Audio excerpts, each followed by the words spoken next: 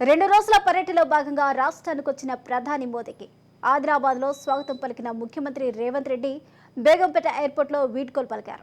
రాష్ట్రానికి తగిన సహకారం అందించాలి అంటూ ప్రధాని మోదీని బడే భాయ్ అంటూ సంబోధించి ఆదిలాబాద్లో విజ్ఞప్తి చేసిన సీఎం రేవంత్ రెడ్డి వీడ్కోలు సందర్భంగా 11 అంశాలకు సంబంధించి మెమోరాంలను అందజేశారు. గతంలో ఢిల్లీ పర్యటన సందర్భంగా ప్రధానిని కలిసినప్పుడు వివరించిన అంశాలు, అందజేసిన విజ్ఞప్తుల్లోనే కొన్నిటిని మరోసారి తాజాగా పర్యటన సందర్భంగా అందజేశారు. అభివృద్ధి, వివిధ ప్రాజెక్టులకు సంబంధించి రాష్ట్ర ప్రభుత్వం తరపున కేంద్రం నుంచి అందవలసిన సహాయ సహకారాలను ఇందులో ఉంచారు.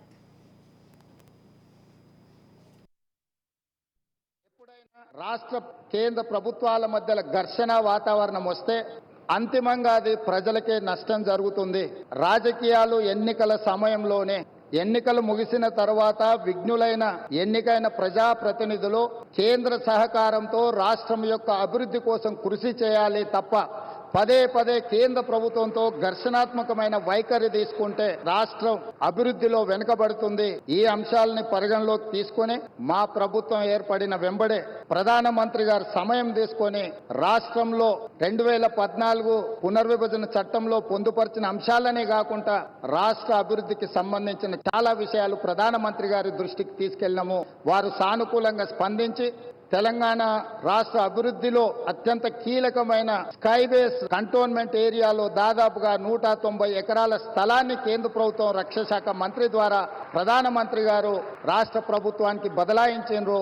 వారికి రాష్ట్ర ప్రభుత్వం తరఫున కృతజ్ఞతలు తెలియజేస్తున్నాం. నరేంద్ర मोदी जी हमारे हिसाब से प्रधानमंत्री का मतलब हमारे बड़े भाई के जो मदद रहे तो ही हर प्रदेश के मुख्यमंत्री उनके क्षेत्र में वो कुछ तरक्की कर सकता है, कुछ डेवलपमेंट को आगे ले सकता है. इसीलिए मेरा गुजारिश है इस वक्त तेलंगाना अगर आगे तरक्की करना है, हम भी गुजरात जैसा हम आगे जाना है तो यहाँ पर आपकी मदद जरूरी है. अगर आपका जो सोच है 5 ट्रिलियन इकोनॉमी हम रीच होने के लिए इंडिया में 5 मेट्रोपॉलिटन सिटीज है, Delhi, Mumbai, Bangalore, Chennai, Hyderabad is one of the metropolitan city. We wanted to contribute your 5 trillion economy system. So please do support us in metro rail, in Musi river development. Why? Because you have developed Sabarmati river. We wanted to develop our Musi river, and moreover, we wanted to establish semiconductor industry. Recently, I have seen the government of India has announced for this encouragement and subsidies, incentives. Hyderabad is the place for semiconductor unit. Please support us. We are there to contribute for 5 trillion economy. ఇదే అంశానికి సంబంధించిన పూర్తి updates ను మా ప్రతినిధి విక్రాంత్ అందిస్తారు.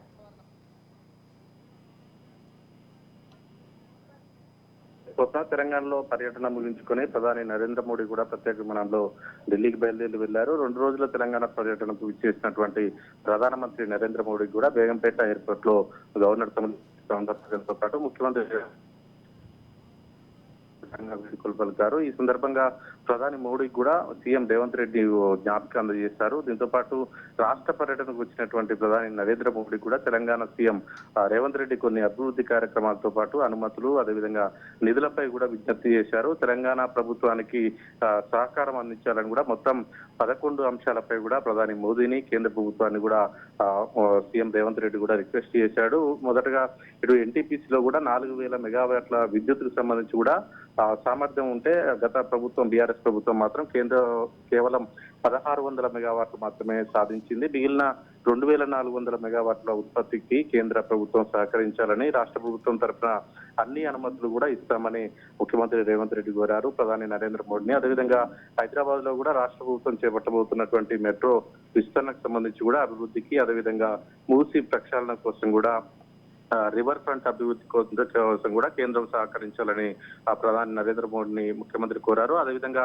మెట్రోని పొడిగించాలని కూడా రాష్ట్ర ప్రభుత్వం ఇప్పటికే నిర్ణయం తీసుకుంది. 2 రోజుల్లో కూడా ఫలక్నామాలో కూడా ఇటు మెట్రో రైలు పొడిగింపుకు సంబంధించి కూడా ప్రారంభించనుంది. దీనికోసమే ఇటు నిధులు సహాయం చేయాలని కూడా కేంద్రాన్ని కోరాడు. అదేవిధంగా తుమ్మిడిహట్టి ఎత్తిపోతల ప్రాజెక్టు నిర్మించాలని కూడా రాష్ట్ర ప్రభుత్వం భావిస్తా ఉంది. దీనికి సంబంధించి ఇటు తెలంగాణ ప్రభుత్వం కూడా సిద్ధంగా ఉంది. ఈ భూసేకరణకు సంబంధించి కావచ్చు, నీటి వాటాలకు సంబంధించి కావచ్చు, పక్క రాష్ట్రమైన మహారాష్ట్రతో కూడా ప్రభుత్వాన్ని ఒప్పించేందుకు కూడా ప్రధాని మోడీ అదేవిధంగా కేంద్ర ప్రభుత్వం కూడా జోక్యం చేసుకోవాలని కూడా మోడీని సీఎం రేవంత్ రెడ్డి కోరారు. అదేవిధంగా హైదరాబాద్ శ్రీశైలంకు సంబంధించి ప్రధాన జాతీయ రహదారిపై కూడా ఇటు అమరాబాద్ ఫారెస్ట్ ఏరియా మీదుగా కూడా ఎలివేటెడ్ కారిడార్ నిర్మాణానికి సహకరించాలని 2000 గత బడ్జెట్ లో కూడా డిపిఆర్ కి సంబంధించి 3 కోట్లు మంజూరు చేసింది.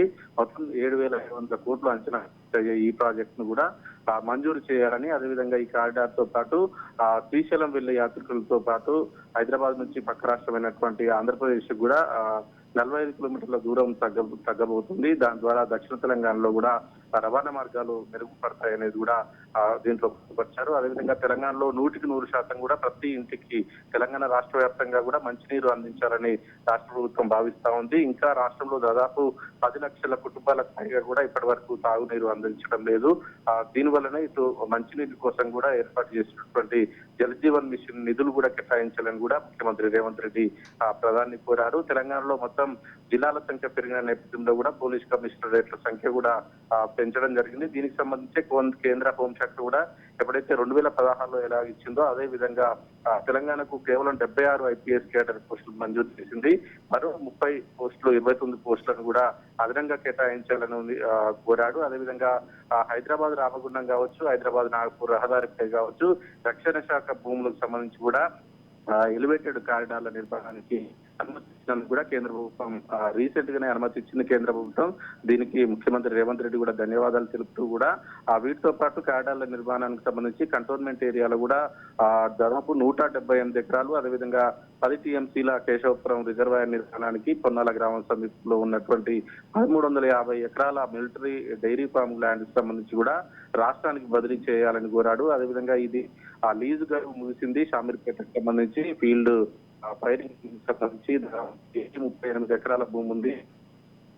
గడువు ముగిసిన నేపథ్యంలో కూడా కేంద్ర రాష్ట్ర ప్రభుత్వాలకు సంబంధించి ఆ భూములను కూడా తిరిగి తెలంగాణ రాష్ట్రానికి అప్పగించాలని కూడా కోరడం జరిగింది. ఇక ప్రతిష్టాత్మకమైన ఐఐటి నల్సార్ సెంట్రల్ యూనివర్సిటీతో పాటు సంస్థలు హైదరాబాద్ లో ఉన్న సంస్థలు ప్రతి రాష్ట్రంలో కూడా ఒక ఐఐఎం ఏర్పాటు చేస్తామని గతంలో కేంద్ర ప్రభుత్వం తెలిపింది. ఈ నేపథ్యంలోనే హైదరాబాద్ లో కూడా ఐఐఎం నెలకొల్పాలని, అందుకు అవసరమైన స్థలాన్ని కూడా రాష్ట్ర ప్రభుత్వం భరిస్తుందనేసి కూడా చెప్పడం జరిగింది. ఏదేమైనప్పటికీ 11 ముఖ్యమైన అంశాలను కూడా తీస్తూ కూడా మొత్తానికి 2 రోజుల పాటు రాష్ట్రంలో ప్రధాని మోడీ పర్యటించిన నేపథ్యంలో కూడా ముఖ్యమంత్రి రేవంత్ రెడ్డి ప్రధాని మోడీకి ఘనంగా వీడ్కోలు పలుకుతూ కూడా 11 అంశాలకు సంబంధించి తక్షణమే కేంద్రం సమీక్షించి కూడా తొందరగా అయ్యేలా చూడాలని కూడా ప్రధాని మోడీని ముఖ్యమంత్రి రేవంత్ రెడ్డి కూడా అభ్యర్థించాడు. స్వప్న. థాంక్యూ విక్రాంత్.